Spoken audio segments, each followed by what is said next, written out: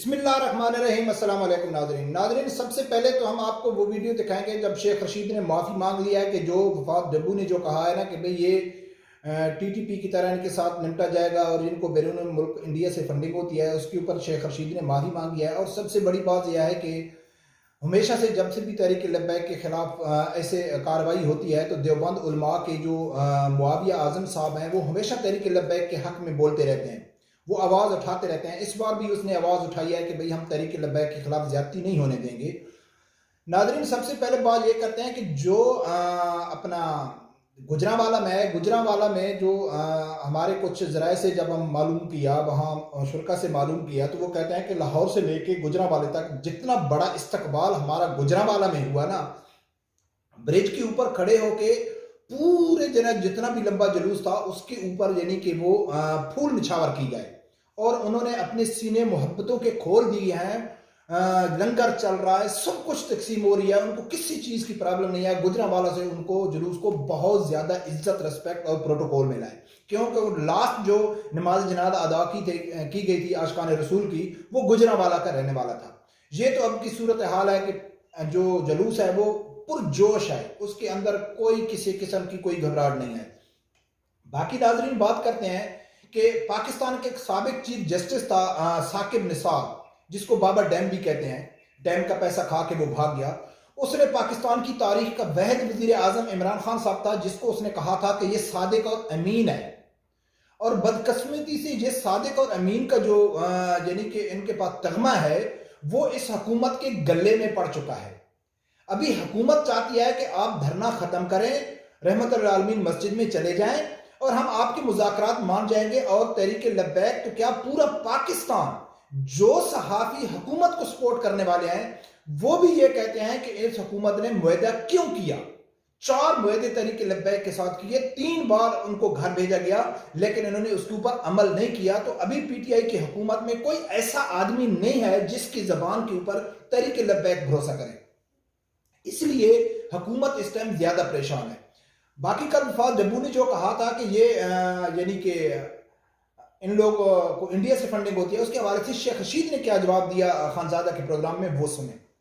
तो शेख साहब, अगर ये वापस चले गए तो फिर ना ये दहशतगर्द होंगे, ना इनकी कोई बैरूनी फंडिंग का मामला होगा, ना इंतशार, ये जितनी भी बातें हैं ऐसा कुछ नहीं होगा। उसकी बात छोड़ दो यार, बार बार काबीना के बाद वजीर इत्तलात की बात नहीं, ये कह दिया मैं माफी मांग लेता हूं, उसकी बुनियाद पर मैं माफी मांग लेता हूं सब, फिर तो वो मुझसे वैसे ही खफा हो जाएगा कि मैंने इसको डिस्कस किया। नाज़रीन, जैसा कि आप लोगों ने सुना है कि खानजादा उसको कहता है कि भाई ये कौम से खिताब किया था कि ये एक छोटा सा तबका है, शर्पसंद है, ये अदालती फैसले नहीं मानता है। तो उलमा अकराम आपस से बाहर हो गए थे, उनके अंदर गुस्सा आ गया था कि यार एक मुल्क का वजीर आजम है, इस्लामी जमहूरियत पाकिस्तान का वजीर आजम है, हमारा एहतजाज करना भी हक है कि एक गुस्ताखा जिसको 3 अदालतें सजा दे चुकी हैं वो उसको बाइज्जत तरीके से बरी कर रहे हैं, तो क्या हमारा हक नहीं बनता एहतजाज करना?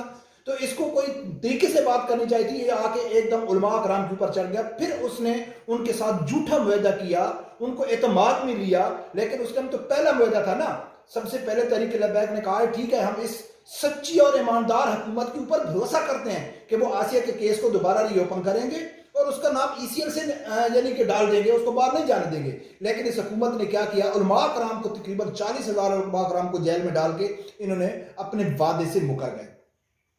तो ये तो है इनकी ईमानदारी। कभी वर्डा कहता है कि इमरान खान साहब को पहले मुआहदे का मालूम नहीं है, कभी ये कहते हैं टीटीपी के आदमी है, कभी ये कहते हैं कि भाई इंडिया से इनकी फंडिंग होती है, कोई कहते हैं कि जी सच्चे आशिक रसूल है। हालांकि मुफ्ती मुनीब रहमान साहब ने कहा है कि भाई पाकिस्तान की तारीख उठा के देख लो कि खुदकश हमल करने वालों के खिलाफ सबसे पहला जो फतवा आया था वो अहले सुन्नत जमात का आया था। उन्होंने कहा था कि ये गलत है, ये हराम है, खुदकश हमला नहीं करना चाहिए। तो आज यही भी उन्हीं के साथ उनको मिला रहे हैं। तो नाजरीन, ये जो हुकूमत का जो सर्टिफिकेट मिला था ना सादिक और अमीन का, ये अभी इनके गले में पड़ चुका है और इनके पास कोई ऐसा आदमी भी नहीं है कि जो तहरीक लब्बैक को एतबार में ले। ये मौजूदा सूरत हाल देख देख के पूरी दुनिया में जितने भी पाकिस्तानी सफारतखाने हैं उनके बाहर जो है ना वो आशिकान रसूल के एहतजाज शुरू हो गए। वो बस एक ही मुतालबा कर रहे हैं कि भाई आप हुकूमत ने जो वादे किए हैं वो वादे पूरे करें। उनका कोई नया मुतालबा नहीं है, तहरीक लब्बैक का कोई नया मुतालबा है ही नहीं, बस तुम अपने वादे पूरे करो। اس کے بعد جو مفتی اعظم صاحب ہیں ہم ان کے شکر گزار ہیں کہ وہ بھی میدان میں آ گئے. اس نے کیا کہا ہے وہ ویڈیو بھی. حکومت کا کیا ہے؟ 3.5 سال گزر گئے، زیادہ سے زیادہ 1.5 سال اور باقی ہے.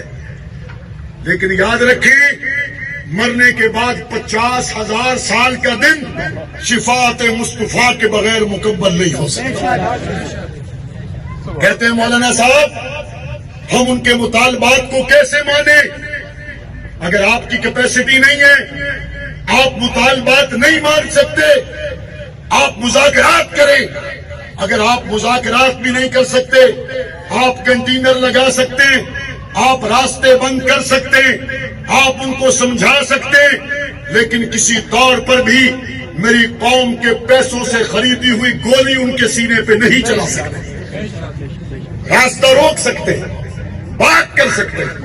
اور اگر ان کی قیادت آپ سمجھتے ہیں گفتگو کے معاملے میں غیر سنجیدہ ہے، آپ ان کے مرکزی قائد کو سعد رضوی کو جیل سے نکالیں اور اس سے بیٹھ کر بات کریں اور اس کو سمجھائیں، اور جتنے آپ کے مذاکرات ہوں وہ قوم کے سامنے لائیں. جی ہاں ناظرین، آپ لوگوں نے سنا ہے کہ مولانا معاویہ اعظم صاحب بھی کھل کے تحریک لبیک کے حق میں آ گئے. اس نے حکومت کو کہا ہے کہ آپ ان کے خلاف آپریشن نہیں کر سکتے، ایسا نہیں ہوتا ہے، یعنی اسلامی ملک میں ہم ان کے ساتھ ہیں. تو ناظرین بات وہی ہو گئی کہ جو حکومت، جو تحریک لبیک کے کارکن ہیں یا جو صحافی ہیں جو عمران خان کو سپورٹ کر رہے ہیں یا اس حکومت کو سپورٹ کر رہے ہیں، اس حکومت کی نااہلی، ان کی بددیانتی یا ان کا جتنا بھی ملک میں مہنگائی، کرپشن، جو بھی اس کی ناکام ترین پالیسیاں ہیں، ان کے اوپر جب ان کو ڈیفینڈ کرنے کی بات آتی ہے تو جو حکومت کے لوگ ہیں ان کے پاس ایک ہی ہتھیار ہے عمران خان کو ڈیفینڈ کرنے کا کہ یہ صادق اور امین ہے. اس کو عدالت کی طرف سے صادق اور امین کہا گیا ہے، یہ کرپٹ نہیں ہے، یہ ایماندار آدمی ہے. اس کے علاوہ تحریک لبیک، تحریک انصاف کی حکومت کو ڈیفینڈ کرنے کے لیے، اس کا دفاع کرنے کے لیے ان کے سپورٹروں کے پاس کوئی اور دلیل ہے ہی نہیں.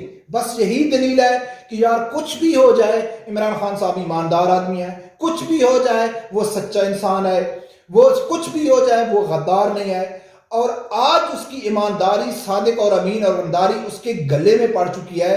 ابھی وہ بار بار شیخ رشید کہہ رہا ہے کہ بھائی آپ ایسا کریں کہ آپ واپس چلے جائیں. عمران خان صاحب نے کہا تھا، وہ جو ہوا تھا نا بلوچستان میں، ہزارہ کمیونٹی احتجاج کر رہی تھی، کافی دن روڈ میں بیٹھی رہی تھی، تو عمران خان ضد میں آ گئے تھے.